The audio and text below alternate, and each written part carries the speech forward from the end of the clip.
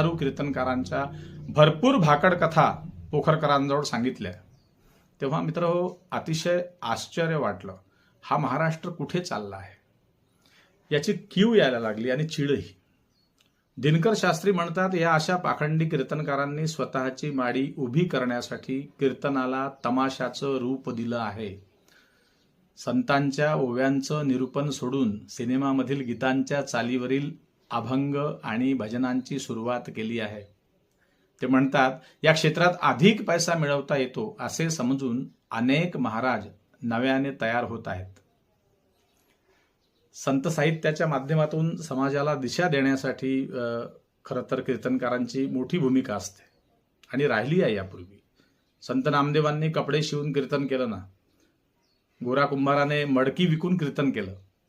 अर्थात अर्थार्जनासाठी स्वतःचा एक वेगळा व्यवसाय आणि रात्री कीर्तन सेवा केली.